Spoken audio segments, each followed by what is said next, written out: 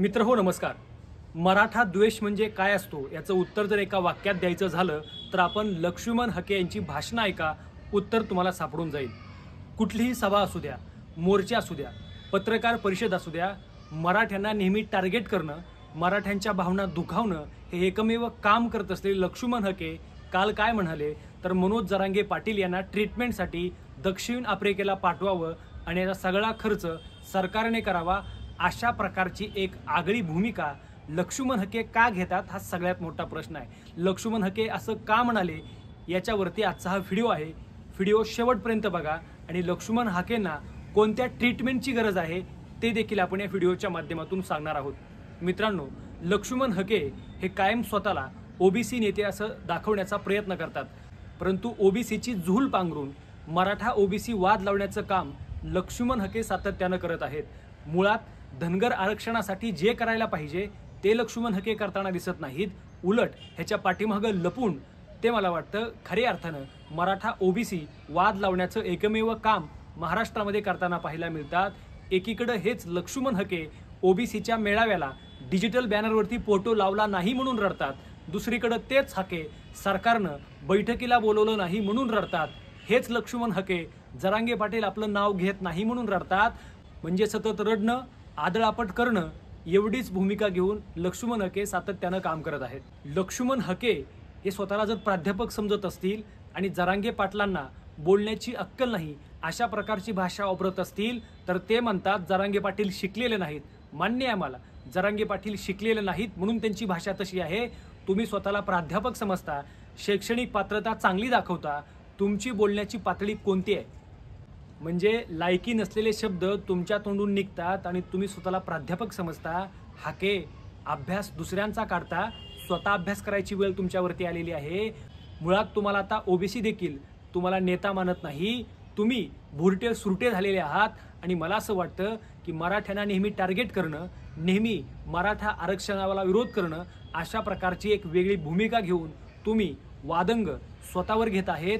आणि मला असं वाटतं की तुम्हाला आज राज्य शासनाच्या माध्यमातून, केंद्र सरकारच्या माध्यमातून तुम्हाला Y+ सुरक्षा दिली गेली आहे।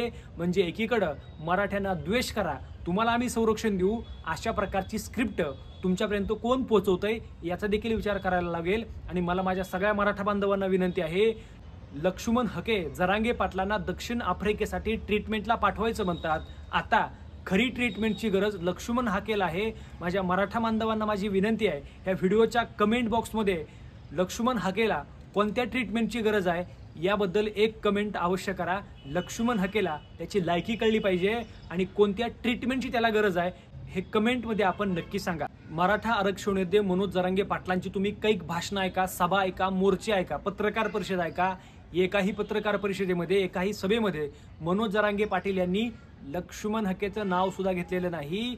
म्हणजे लक्ष्मण हकेला जरांगे पाटील कोलून टाकतात, तरी पण लक्ष्मण हकेला जरांगे पाटलाला खेटल्याशिवाय करमत नाही। मुळात लक्ष्मण हकेला प्रसारमाध्यमांच्या हेडिंगमध्ये कायम राहायला आवडतं, लक्ष्मण हकेला कायम प्रसारमाध्यमांच्या माध्यमातून या समाजव्यवस्थेवरती राज्य करायला आवडतं। आणि म्हणून वादग्रस्त विधानं करायची, वादग्रस्त बोलायचं, भांडणं लावून द्यायची, आणि मुळात हा त्यांचा स्थायीभाव झालेला आहे। आणि मग पवन करवर सारखा त्यांचा एक सहकारी देखील मारामारीची भाषा करतो, स्वतः मार खातो आणि आज हॉस्पिटलमधनं प्रतिआव्हान देण्याचा प्रयत्न करतो। मला त्या सगळ्यांना सांगायचंय, तुम्हाला जर स्वतःच्या जातीबद्दल प्रामाणिकपणे काम करायची इच्छा असेल तर आदरणीय दीपक बोराडे यांच्यासारखं आमरण उपोषण करा, स्वतःच्या जातीसाठी लढायला शिका। दुसऱ्याला काय मिळतंय आणि दुसऱ्याला मिळाल्यानंतर आपल्या पोटात का दुखतंय याचा विचार देखील लक्ष्मण हकेनं करणं गरजेचं आहे।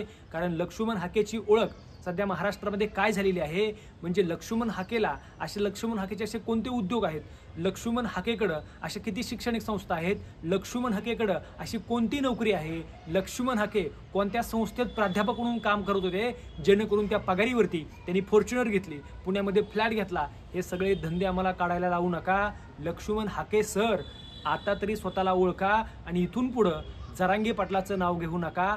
जरांगे पाटलाचं नाव घेऊन जर टीका केली तर तुम्हाला कोणत्या ट्रीटमेंटची गरज आहे तिथपर्यंत मराठे तुम्हाला निश्चितपणाने पोहोचवतील। मित्रांनो, तुम्हाला काय वाटतं? तुमच्या देखील प्रतिक्रिया कमेंटमध्ये अवश्य नोंदवा। आणि या चॅनलवर जर आपण नवीन असाल तर अशाच प्रकारच्या सडेतोड व्हिडिओसाठी आमचा हा चॅनल नक्की सबस्क्राइब करा। धन्यवाद।